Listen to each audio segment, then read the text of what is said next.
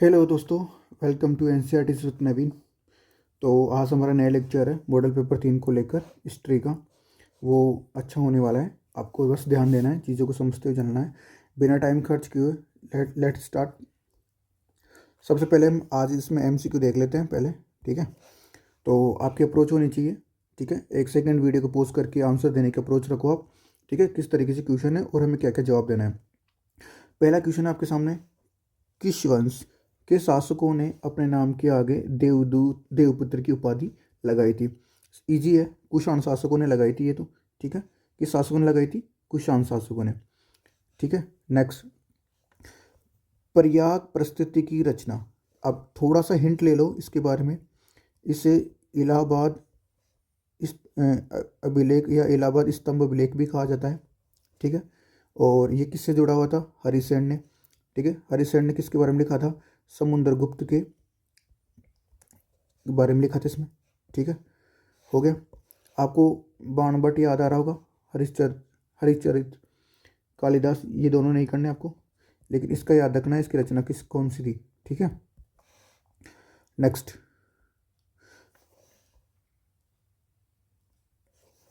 गौतमी गौतमी पुत्र श्री सतकर्णी किस सातवाहन शासक की? ठीक है, ये नाम गलत लिख रहा है, गौतमी सतकर्णी लिखा हुआ है इसका। ठीक है, किस वंश से जुड़ा हुआ था? सातवाहन वंश से जुड़ा हुआ था। चंद्रगुप्त मौर्य की 321 ईसा पूर्व में चंद्रगुप्त मौर्य ने स्थापना करी थी। कुषाण देख लिया है। ठीक है, तो थोड़ा ध्यान रखेंगे। नेक्स्ट। किस से पुत्र फिर पौत्र फिर प्रपौत्र को संपत्ति व्यवस्था के तहत मिलती है? तो आपको बताया था पृथ्वंशिकता है इसका तो आंसर क्या है? पृथ्वंशिकता। मार्तवंशिकता और पृथ्वंशिकता पढ़ाया था। ठीक है, अमरावती के अमरावती के स्तूप की खोज सर्वप्रथम कब हुई थी? अमरावती की स्तूप की खोज सर्वप्रथम कब हुई थी? ये 1796 में। कब हुई थी? 1796 में। ठीक है, नेक्स्ट। दुआर्ते बरबोसा भारत आया था। दुआर्ते बरबोसा भारत आया था, कहाँ से आया था? पुर्तगाल से आया था। कहाँ से आया था? पुर्तगाल से। नेक्स्ट। अल बिरूनी की कृति किताब उल हिंद, कल हमने पढ़ा था अल बिरूनी। ठीक है, इब्न बतूता ने अपना यात्रा वृत्तांत किस भाषा में लिखा था? ठीक है, अरबी में लिखा था। यहाँ पूछ रहा है अल बिरूनी की कृति किताब उल हिंद में कितने अध्याय है, कितने लेसनों में बटी है? 80 अध्याय थी इसमें, एक विस्तृत ग्रंथ था ये। ठीक है, किताब सॉरी कुतुबुद्दीन बख्तियार काकी की दरगाह कहाँ पर है? ठीक है, कुतुबुद्दीन बख्तियार काकी की दरगाह कहाँ स्थित है? यह है आपकी दिल्ली में। ये याद रखेंगे। ठीक है, नेक्स्ट। जितने भी शेख है जिनकी दरगाह दे रखी है उनको आप याद करके जाएंगे। कर्नाटक की वीरशैव परंपरा के प्रवर्तक प्रवर्तक है बासवना। कौन है? बासवना। ठीक है, नेक्स्ट। गोपुरम का संबंध मंदिर के किस भाग से होता है? प्रवेश द्वार होता है, गर्भगृह नहीं होता है, सभागृह नहीं होता है, छत नहीं होती है, क्या होता है? ठीक है, प्रवेश द्वार। प्रवेश द्वार समझ रहे हो? दक्षिण में जितने भी मंदिर बने हुए हैं वो मंदिर तो छोटा होता है, लेकिन इसकी चारों तरफ ऊंची दीवार और ये जो प्रवेश द्वार है ये ऊंचा बनाया जाता है। तो इसे गोपुरम कहा जाता है, प्रवेश द्वार को। ठीक है, नेक्स्ट। विजयनगर साम्राज्य की सबसे प्रमुख राजनीतिक विशेषता क्या थी? विजयनगर साम्राज्य की एकता प्रणाली, आमिर, अमरनायक, पुरोहित। अमरनायक प्रणाली थी जो कि दिल्ली सल्तनत से प्रेरित थी। ठीक है, इस सेटअप को वहां से लिया था। नेक्स्ट। पंजाब में शाहनगर नहर की मरम्मत किसके शासनकाल में हुई थी? किसके शासनकाल में हुई थी? बाबर, हुमायूं, अकबर, शाहजहाँ। इसका आंसर राइट होगा शाहजहाँ। तंबाकू का सर्वप्रथम प्रसार यानी कि तंबाकू भारत में किस भाग में हुआ था सबसे पहले? तंबाकू का प्रसार उत्तर भारत में, दक्षिण भारत में हुआ था। सबसे पहले किस भारत में हुआ था? दक्षिणी भारत में। नेक्स्ट। इस्तमरारी बंदोबस्त सबसे पहले कहाँ लागू की गई थी? इस्तमरारी बंदोबस्त उत्तर प्रदेश में नहीं, मुंबई में नहीं, मद्रास में नहीं, बंगाल में लागू की गई थी। ठीक है, तो ये आपको भू राजस्व प्रणाली पढ़ाई थी, इस्तमरारी, महालवाड़ी, स्थाईवाड़। ठीक है, वहाँ से पूछ रहा है सवाल। बर्दवान बर्दवान में जागीरदारी की नीलामी की गई थी। किस वर्ष में बर्दवान में जागीरदारी की नीलामी की गई थी? ठीक है, 1797 में की गई थी। कब की गई थी? 1797 में। 1857 के विद्रोह के समय भारत के गवर्नर जनरल कौन थे? इतना इजी सवाल पूछ रहा है, बहुत इजी सवाल है। ठीक है, लॉर्ड कैनिंग। कौन थे? Lord Canning. ठीक है।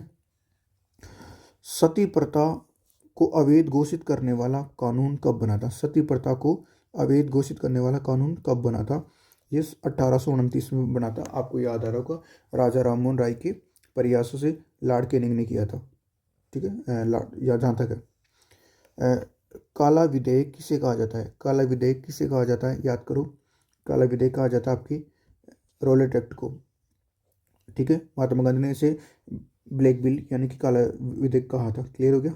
ठीक है, अब आपको ये देखना है। ठीक है, एक और याद रखेंगे, जो बच्चों का लिखने का पैटर्न ठीक है वो ऐसे टेबल बनाकर और अपने सामने बनाकर आंसर लिखे, और जिन बच्चों का टेबल वो सेटअप, जस्ट ए सेकेंड, जिन बच्चों का लिखने का पैटर्न ठीक नहीं है वो क्रम से लिखे।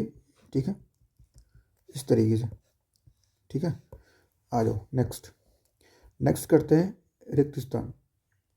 क्या है देख लो, फिलिंग द ब्लैंक्स देखते हैं। खालिस्तान पहले पेशेवर पुरातत्वविद थे जो यूनानी और क्रीट में आने वाले कार्यों का अनुभव लाए।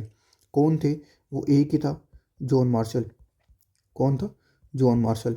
ठीक है, जॉन मार्शल पहले पेशेवर पुरातत्वविद थे, उत्खनन करता थे, जो यूनान और क्रीट में अपने कार्यों का अनुभव लाए थे। नेक्स्ट,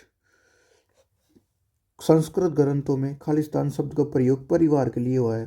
संस्कृत ग्रंथ में कुल शब्द का प्रयोग हुआ है।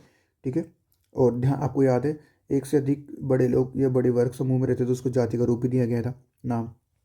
नेक्स्ट, सुल्तान मोहम्मद महमूद ने ख्वारिज्म पर आक्रमण कौन सी ईस्वी में किया था? 1070 ईस्वी में किया था। 1070 में किया था। ठीक है, नेक्स्ट, इतिहासकार जहाँ विजयनगर साम्राज्य शब्द का प्रयोग करते हैं वहीं समकालीन लोगों ने खालिस्तानों से संज्ञा किसकी दी थी? विजयनगर साम्राज्य कहाँ पर? कर्नाटक। ठीक है, तो कर्नाटक साम्राज्यमु। ठीक है, इसकी संज्ञा दी थी। अमेरिकी स्वतंत्रता संग्राम के दौरान खालिस्तान ब्रिटेन का सैनिक कमांडर था। ये याद रखेंगे, इंपॉर्टेंट क्वेश्चन है ये, लॉर्ड कॉर्नवालिस। ठीक है, नेक्स्ट, खालिस्तान बंगाल की आर्मी की पौधशाला की संज्ञा दी थी। पौधशाला की संज्ञा दी थी अवध को। किसको दी थी? अवध को। ठीक है, चलो, आई होप कि समझ में आया होगा क्या चल रहा है। Just a second. नेक्स्ट, एक ही नंबर कर लेते हैं। ठीक है, अशोक के अभिलेख किन दो लिपियों में लिखे गए थे? तो एक लिपि तो थी ब्राह्मणी लिपि, दूसरी लिपि थी खरोष्टी। एक लिपि कौन सी थी? ब्राह्मणी। दूसरी लिपि थी खरोष्टी। ठीक है, ब्राह्मणों के अनुसार वर्ण व्यवस्था की उत्पत्ति एक देवी व्यवस्था है। ठीक है, इसे सिद्ध करने के लिए किस मंत्र को उद्धृत करते हैं? ठीक है, ऋग्वेद में दिया हुआ है।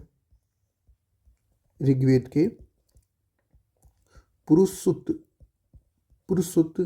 मंत्र से, इसको याद रखेंगे। ऋग्वेद में दिया हुआ कौन सा मंत्र? पुरुषुत।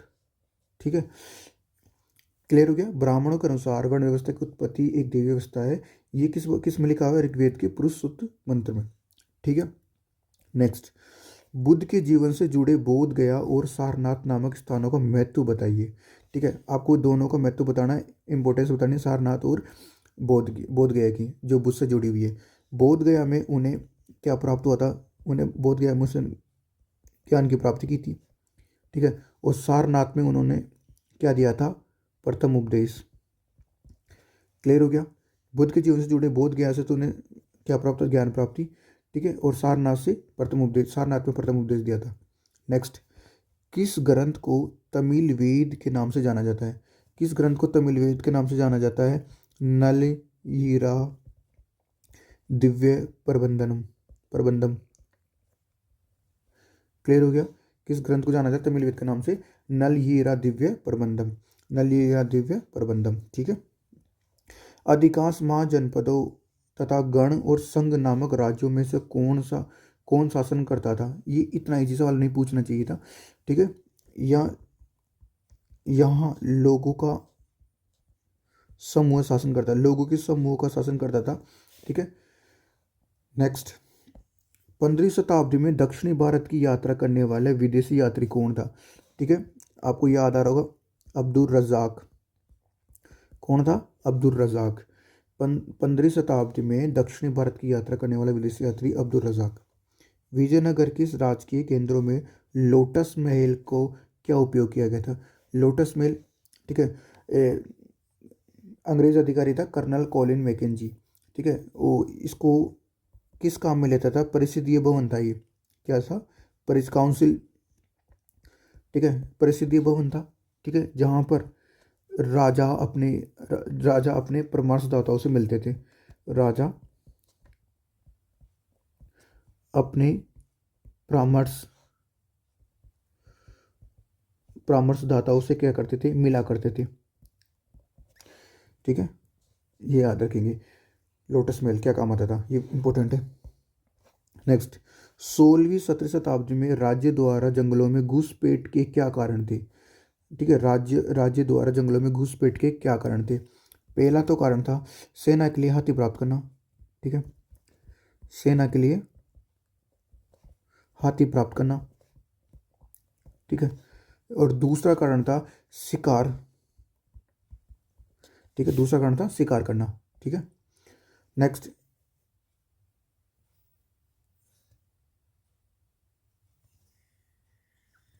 ठीक है, उसके बाद एक नेक्स्ट, पहाड़ी लोग कौन थे?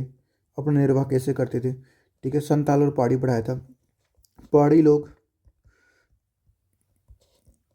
राजमहल की पहाड़ियों में रहते थे। पहला यहाँ हो गया आधा नंबर। दूसरा से वे अपना निर्वाह कैसे करते थे? जंगलों से प्राप्त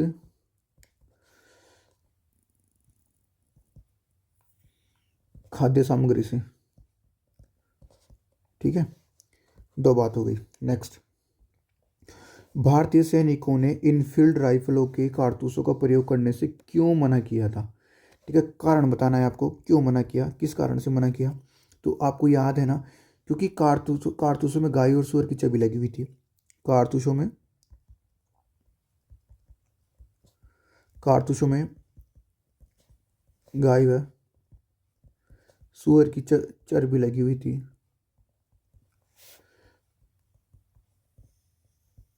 ठीक है, सुअर की चर्बी लगी हुई थी, इसलिए मना कर दिया था। नेक्स्ट, गांधी जी ने असहयोग आंदोलन क्यों स्थगित किया था? अब ये वापस नहीं पढ़ाना, चोरा चोरी कांड के कारण। ठीक है, मैं लिख देता हूँ वैसे तो। फरवरी 1922 में चोरा चोरी कांड, फरवरी 1922 में। ऑलरेडी कल बात करी थी इस क्वेश्चन के बारे में हमने। गवर्नमेंट ऑफ इंडिया एक्ट 1937 के तहत, सॉरी, गवर्नमेंट इंडिया एक्ट 1935 के तहत 1937 में चुनावों में कांग्रेस ने 11 में से कितने प्रांतों में सरकार बनाई थी? 8 प्रांतों में। कितने प्रांतों में बनाई थी? 8 प्रांतों में। आई होप कि समझ में आया होगा। ठीक है, किस तरीके से आंसर देना है ये आपको ध्यान देना है और पढ़ते जाओ। नेक्स्ट, लघु सवाल है, सिंधु घाटी सभ्यता में इस तरह के बारे में आप क्या जानते हैं? इजी सवाल है। ठीक है, सिंधु घाटी सभ्यता में इस तरह के बारे में आप क्या जानते हैं? ठीक है, तो सिंधु घाटी सभ्यता की खोज में मिले शहर विभिन्न परतों में पाए गए थे। ठीक है, जिनकी संख्या कितनी थी? विभिन्न परतों में पाए गए, जिनकी संख्या लगभग 7 थी। ठीक है, इससे यह बात स्पष्ट हो जाती है कि सिंधु सभ्यता स्थल को कई बार बसाया गया था। क्या बोल रहा है? सिंधु सभ्यता स्थल को कई बार बसाया गया था। ठीक है, और सामान्य तौर पर बात करें तो सबसे निचले स्तर पर प्राचीन और सबसे ऊपरी स्तर पर नवीनतम नगर होते थे। ठीक है, और इन स्तरों के अध्ययन से एक इस स्तरों का अध्ययन जब पढ़ते हैं उसको एक क्रम विज्ञान कहा जाता है। पहला, दूसरा, तीसरा, ऐसा क्रम, उसको क्रम विज्ञान कहा गया है। इस तरह में मिली पुरातत्व वस्तुओं से ये भी ज्ञात होता है कि वो सांस्कृतिक कालखंडों में भी बटे हुए थे। ठीक है, क्लियर हो गया? इससे सांस्कृतिक क्रम का भी पता चलता है। ठीक है, ऐसे क्वेश्चन पूछता नहीं है लेकिन दे रखा है तो पता करना है। नेक्स्ट, 3 लाइन लिखनी है आपको मेन, बस 3 या 4। अशोक द्वारा, ठीक है, अशोक द्वारा अपने अधिकारियों और प्रजा को दिए गए संदेशों को वर्तमान में उसका क्या महत्व है, क्या प्रासंगिकता है। इंपॉर्टेंट क्वेश्चन है ये। जस्ट ए सेकेंड, चलो क्या प्रासंगिकता है देख लेते हैं। अशोक ने जो संदेश दिए थे वे आपको याद आ रहा है, अशोक की धम्म की नीति का सिद्धांत, इसकी इंपॉर्टेंस याद करो। क्या था? बड़ों का आदर करना, ठीक है, दासों के प्रति उदारता, ठीक है। तीसरा था दूसरों के धर्मों का सम्मान, ठीक है, याद आ रहा है, क्लियर हो रहा है, ठीक है। और दूसरे के प्रति अच्छा व्यवहार करना, ठीक है। इसलिए वर्तमान में अशोक के ये सभी संदेश, ये सभी उपदेश अब महत्व बनाए रखते हैं। क्लियर हो गया, ठीक है। नेक्स्ट, भगवत गीता पर एक लघु टिप्पणी करिए, ठीक है। भगवत गीता पर एक लघु, भगवत गीता महाभारत का सबसे महत्वपूर्ण उपदेशात्मक अंश था। क्या था? महाभारत का महत्वपूर्ण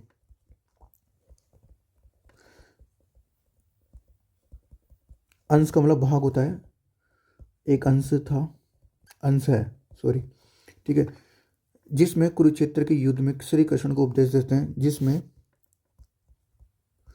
कुरुक्षेत्र के युद्ध में श्री कृष्ण अर्जुन को उपदेश देते हैं, ठीक है। साथ ही भगवत गीता में ज्ञान, भक्ति व कर्म के बारे में समन्वय अध्ययन है, एक साथ अध्ययन दे रखा है, ठीक है। आपको ऐसे सवाल पूछते नहीं लेकिन दे रखा है तो 3-4 लाइन में याद रखो, ठीक है। नेक्स्ट, भोपाल के शासकों ने सांची स्तूप के संरक्षण के लिए क्या क्या उपाय उठाए? ये बहुत अच्छे से कर रखा था, ठीक है। क्या क्या उपाय किए? दो तीन चार उपाय देख लो। भोपाल के शासकों ने, ये शाहजहाँ बेगम और उसके उत्तराधिकारियों ने क्या किया? सांची की स्तूप के अंग्रेजों को, ब्रिटेन वासियों और फ्रांसीसियों को उन्होंने एक प्लास्टर की प्रतिलिपि दे दी थी, मतलब फोटोकॉपी वाला दे दिया था, पूरे तोड़नदार को बचाया था उन्होंने, ठीक है। तीसरा, उन्होंने एक संग्रहालय बनवाया, ठीक है। साथ में अतिथिशाला बनवाया उन्होंने, ठीक है। जॉन मार्शल के ग्रंथ जॉन मार्शल को जो समर्पित ग्रंथ था उसके लिए उन्होंने धन का अनुदान दिया था, याद आ रहा है, ठीक है। और स्तूप बनाने में भी उन्होंने योगदान दिया था, ठीक है। क्लियर हो गया। चौथी बात अगर आप देखना चाहो तो सांची के स्तूप के रख रखाव के लिए भी अनुदान दिया था। ये 4 बातें लिख देंगे आप, ठीक है। नेक्स्ट, इब्न बतूता के अनुसार भारतीय डाक प्रणाली की 2 विशेषता बताइए।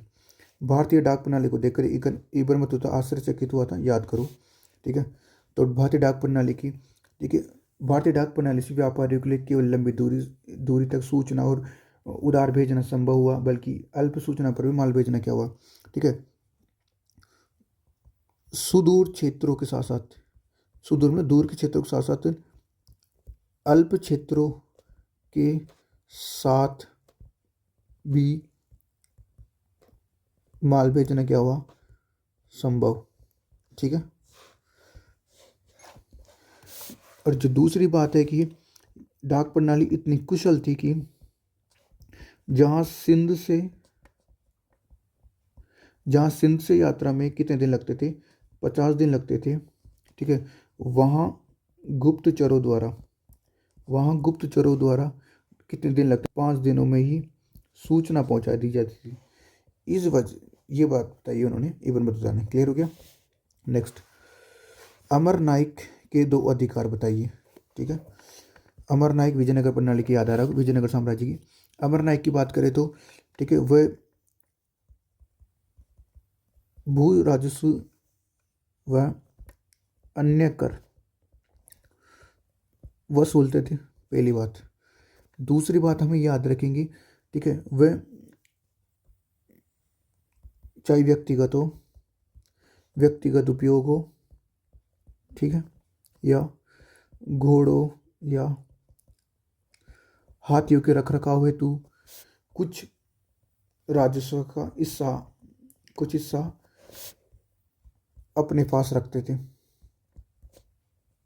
बाकी से राजा को दे देते थे, ठीक है। नेक्स्ट, फ्रांसीसी बुकानन के बारे में आप क्या जानते हैं? फ्रांसीसी बुकानन एक डॉक्टर था, पैसे से क्या था, एक डॉक्टर था, ठीक है, जिसने बंगाल चिकित्सा सेवा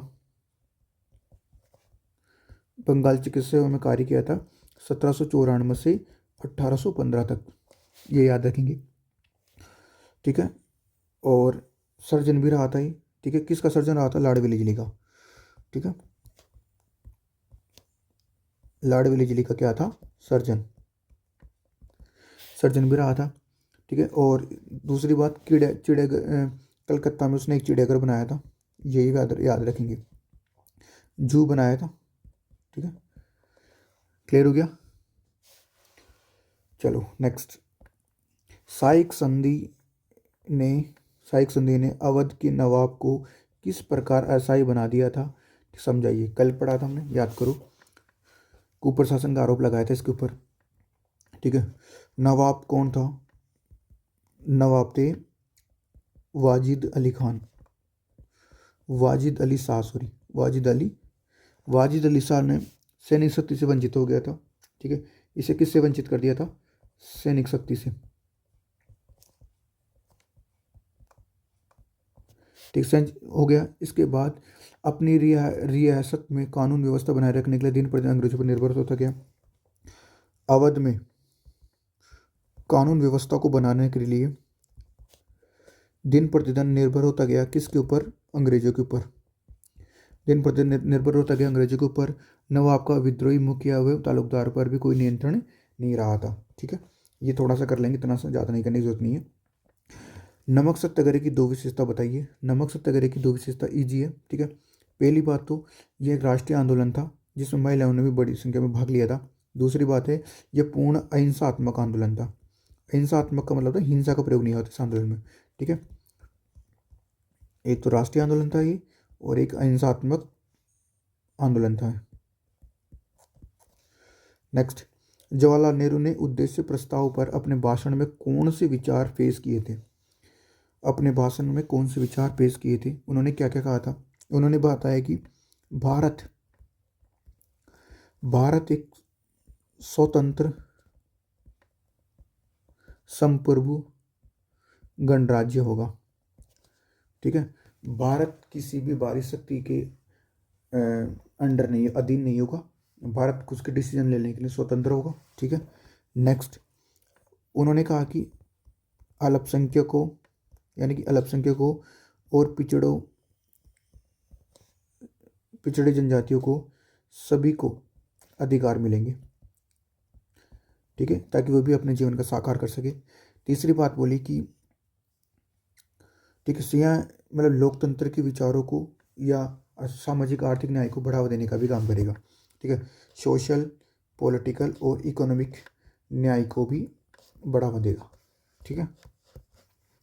नेक्स्ट आ जाओ, दीर्घ सवाल करते हैं। पहला सवाल है हमारे सामने, त्रिपिटक जो कि बौद्ध का साहित्य था, संक्षिप्त टिप्पणी करें।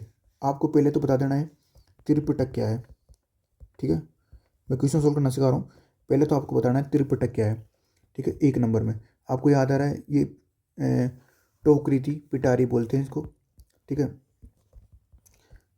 तीन पिटारी भी बोला गया है और टोकरी भी बोला गया है, ठीक है। बुद्ध के साहित्य की टोकरी थी। एक प्राचीन ग्रंथ था बुद्ध का,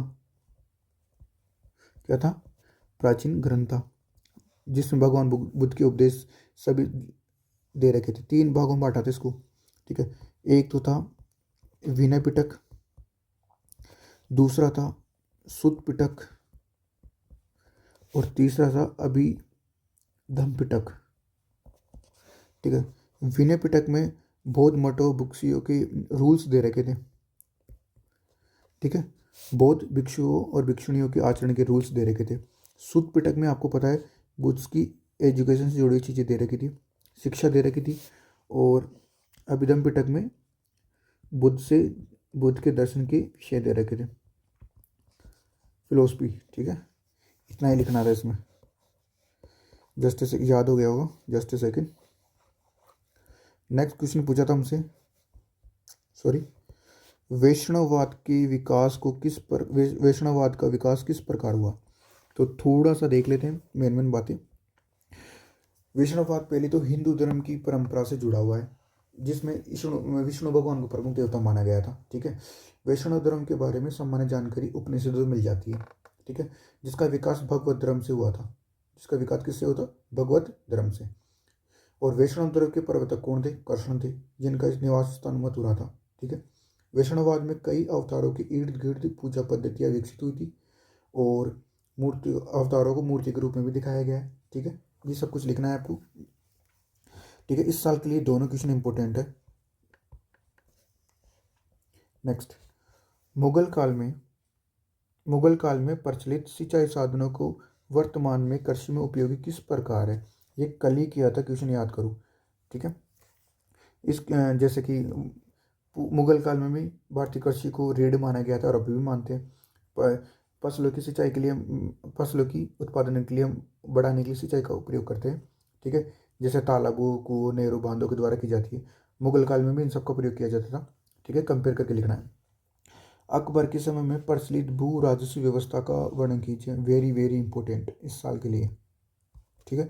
अकबर के समय में प्रचलित भू राजस्व व्यवस्था का वर्णन कीजिए, ठीक है। उन्होंने जमीनों को अकबर ने जमीनों को 4 भागों में बांटा था, ठीक है। पहला है पोलज, दूसरा है परोती, तीसरा है चरचर और चौथा है बंजर, ठीक है। क्लियर हो गया। परोती और पोलज में 3 किस्में होती थी। एक तो थी अच्छी किस्म, मध्यम और एक खराब, ठीक है। क्वालिटी बता रहा है, ये करना है आपको इस बार। नेक्स्ट, महात्मा गांधी ने खुद को आम लोगों जैसे दिखाने के लिए क्या किया, ये भी करेंगे, इंपॉर्टेंट क्वेश्चन है भाई। नॉर्मल दिखाने के लिए उन्होंने क्या क्या किया था। तो आपको याद है कि वो आम लोगों की तरह दिखने के लिए उन्होंने साधारण कपड़े पहनना शुरू किए, यानी साधारण वस्त्र पहनते थे, ठीक है। जो कि ज़्यादातर किससे बने होते थे, खादी वस्त्र होते थे, ठीक है। ज़्यादातर कौन से वस्त्र होते, खादी। उन्होंने चरखा चलाया, ठीक है, जिससे कुटीर उद्योग धंधों को बढ़ावा मिले, कुटीर उद्योग को प्रोत्साहन मिले, ठीक है। तीसरी बात हम बात करें तो दलितों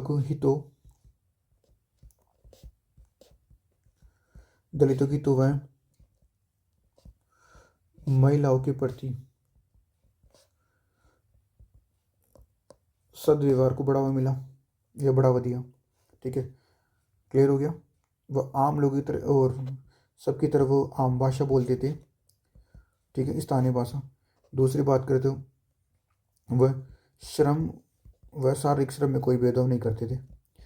वह शारीरिक श्रम में अंतर नहीं करते थे, ठीक है। कितने पॉइंट लिखने हैं, 6 पॉइंट लिखने हैं, ठीक है। गांधी जी स्वयं अपने सभी कार्य स्वयं करते थे, ठीक है। ये 6 पॉइंट लिखने हैं आपको।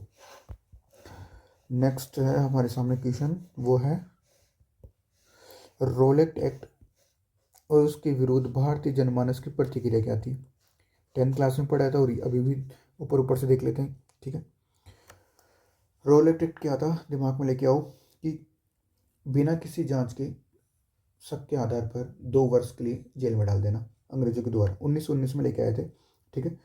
और इस कानून को महात्मा गांधी ने ब्लैक कानून भी कहा था, ब्लैक लॉ, ठीक है। ये आपको दे रखा है, पढ़ लेना इसको, नॉर्मल कानून है। जहाँ से नेक्स्ट क्वेश्चन देखो, भारतीय संविधान में 3 सूचियाँ दे रखी है, और अनुच्छेद 356 इम्पोर्टेंट है, लास्ट वाले चैप्टर से पूछा है। ठीक है, 3 सूचियाँ आपको याद करो, संघ सूची, ठीक है, दूसरी है राज्य सूची, तीसरी है समवर्ती सूची। संघ सूची पर कानून केंद्र सरकार बनाएगी, ठीक है, राज्य सूची पर कानून राज्य सरकार बनाएगी, समवर्ती सूची पर कानून केंद्र प्लस राज्य सरकार बनाएगी। क्लियर हो गया? ठीक है, यहाँ तक क्लियर हो गया क्या? ठीक है, अब फिर दे रखा 356। अच्छा, इनके एक एक विषय भी लिख देता हूँ मैं ताकि आपको याद हो जाएगा।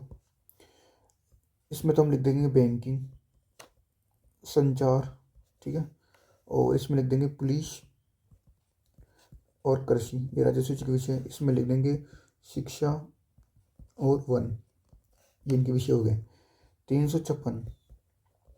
356 आप जिसे आप गवर्नर की सिफारिश पर,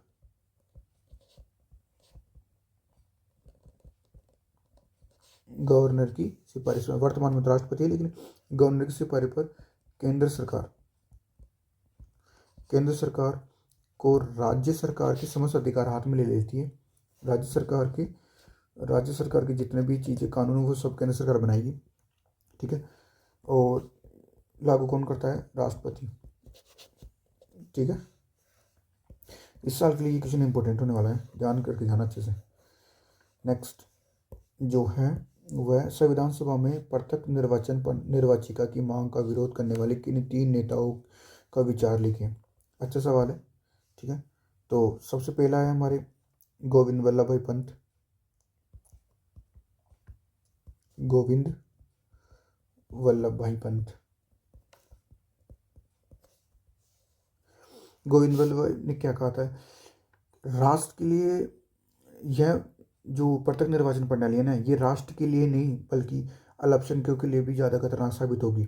उनका मानना था कि प्रत्यक्ष निर्वाचित अल्पसंख्यकों के लिए आत्मघाती साबित हो सकती है, उन्हें कमजोर बना सकती है, उनके शासन की हिस्सेदारी को कटौती कर सकती है। ठीक है, उन्होंने प्रत्यक्ष निर्वाचित प्रणाली को, ठीक है, प्रत्यक्ष निर्वाचित प्रणाली को देश के लिए ही नहीं बल्कि अल्पसंख्यकों के लिए भी क्या बताया था? खतरनाक। ठीक है, दूसरा बेगम इजाज रसूल, दूसरा कौन था? बेगम इजाज रसूल। इन्होंने क्या कहा कि प्रत्यक्ष निर्वाचन प्रणाली आत्मघाती तो साबित होगी क्योंकि इससे अल्पसंख्यक बहुसंख्यकों से कट जाएंगे। उन्होंने क्या बताया कि इसके कारण अल्पसंख्यक बहुसंख्यकों से कट जाएंगे, अलग हो जाएंगे मतलब। तीसरी बात M.K. गांधी, उन्होंने क्या कहा?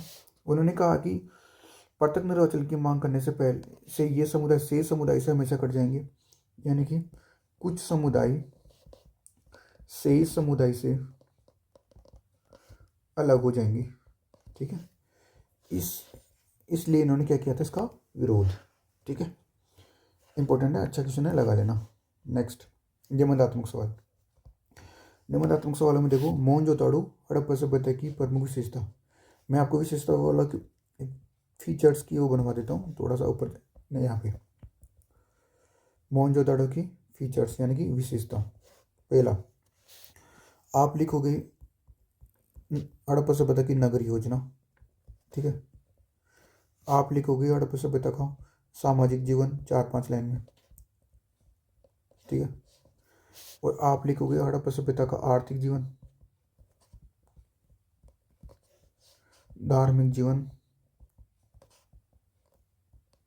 ठीक है, और लिपि।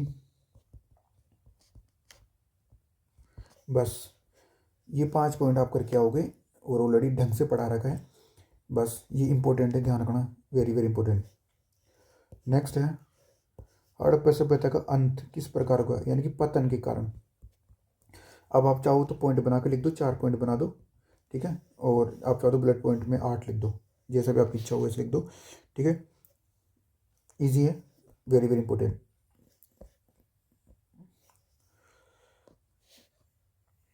अब कई बच्चे बोले सर पतन के कारण एक बार बोल दो, तो मैं बोल देता हूँ कि कई लोगों ने माना वनों की कटाई के कारण हड़प्पा सभ्यता, जंगलों जल जंगल सब खत्म हो गए, जलवायु परिवर्तन के कारण, अत्यधिक बाढ़ के कारण, नदियों का मार्ग परिवर्तन के कारण। ठीक है, और इन सब कुछ लिख देंगे आप। नेक्स्ट सवाल लास्ट, सूफी संतों ने किस प्रकार अपने विचारों को अभिव्यक्त करने के लिए विभिन्न भाषाओं का प्रयोग किया? मतलब अपने विचारों को फैलाने के लिए किस तरीके से अपने विचारों को फैलाने के लिए किस विभिन्न भाषाओं का प्रयोग किया था, समझाइए। तो सही बात है कि सूफी संतों ने अनेक भाषाओं को प्रयोग किया था, मतलब आम भाषा का प्रयोग किया था। क्यों? क्योंकि वो संपूर्ण महाद्वीप में घूम घूम कर अपने संदेशों, अपने उपदेशों का प्रचार करते थे पूरे महाद्वीप में। ठीक है, तो ज़्यादातर वो किस भाषा का प्रयोग करते थे? स्थानीय भाषा का। देखो, अपने उपदेशों या शिक्षा का प्रसार प्रचार करने के लिए ज़्यादातर किस भाषा का प्रयोग करते थे? स्थानीय भाषा। स्थानीय भाषा आम लोगों की भाषा। ठीक है, जिन्हें लोग आसानी से क्या कर सके, समझ सके, जिन्हें लोग आसानी से क्या कर सके, समझ सके, और उन बातों को अपने जीवन में ग्रहण कर सके, यानी कि उतार सके। ठीक है, ताकि उनका जीवन कैसा हो सके, सरल हो सके, उनका जीवन कैसा बन सके, व्यवहारिक बन सके। ठीक है, यहाँ तक क्या क्लियर हो रही? आगे बात करते सूफी संतों ने स्थानीय भाषा को अपनाया था। ठीक है, और उससे आम लोगों के जीवन को बदलने का भी उन्होंने काम करने की कोशिश करी थी। ठीक है, आ जाओ नेक्स्ट। मीराबाई कौन थी? पहला सवाल यहाँ पर, मीराबाई कौन थी? यानी कि मीराबाई की जीवन का इंट्रोडक्शन पूछ रहा हूँ। ठीक है, और भक्ति परंपरा में उनका योगदान पूछ रहा है। 2 नंबर 2 नंबर। ठीक है, चलो ठीक है। मीराबाई का परिचय पूछ रहा है, तो मीराबाई का जन्म, पहले जन्म से कर लेते हैं।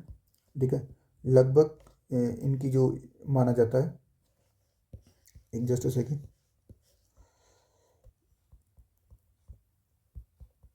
हाँ ठीक, ये भक्तिवादी कवित्री थी, सुप्रसिद्ध कवित्री थी। इनका जन्म मारवाड़ की मेड़ता सिटी में किस परिवार में हुआ था? राजपूत परिवार में। क्लियर हो गया? और इनकी जो शादी थी, इनका जो विवाह था, इनकी इच्छा के विरुद्ध, इनका इच्छा के विरुद्ध हुआ। किस में? मेवाड़ के सिसोदिया वंशीय कुल में। ठीक है, पति का नाम क्या था? भोजराज। याद हो गया? ठीक है, और ये भाई श्री कृष्ण की उपासिका थी, श्री कृष्ण की प्रेयसी थी ये। ठीक है, इतना लिखना है आपको 2 नंबर में। ठीक है, फिर बोला था उन्होंने किस प्रकार से भक्ति परंपरा अपना योगदान किया गया था, तो याद करो, वो जाति प्रथा का विरोध किया था उन्होंने। ठीक है, जाति प्रथा वीडियो को उन्होंने क्या किया था? विरोध। ठीक है, और समाज की कृतियों, यानी कि सामाजिक कृतियों का विरोध किया था, सामाजिक असमानता का विरोध किया था। ठीक है, हो गया? ठीक है, तो इस प्रकार से आपको इन क्वेश्चनों को करना है, इंपॉर्टेंट है, दोनों अच्छे सवाल है। तो लास्ट सवाल है, ऐतिहासिक स्थल पूछ रहा है, मैप की बात कर लेते हैं। सबसे पहले आब्रू जो कि राजस्थान में, और मद्रास तो आप जानते ही हो, तमिलनाडु में। ठीक है, अजमेर राजस्थान में, सोलापुर महाराष्ट्र में। ठीक है, झांसी रिपीट है, झांसी यूपी में। ठीक है, और आपका अमृतसर पंजाब में। ठीक है, और आपका रंगपुर गुजरात में। बेरठ आप जानते ही हो, राजस्थान में। भर लेते हैं। पहला हमसे पूछा था झांसी, ठीक है। दूसरा पूछ रहा अमृतसर, तीसरा बेराट, चौथा रंगपुर, ठीक है। ये इस तरीके से आपके बनने हैं, 4 नंबर फालतू के हैं, ठीक है। इसी तरह से हम नेक्स्ट वीडियो में मिलेंगे जल्दी, तब तक के लिए पढ़ते रहिए, बाय बाय।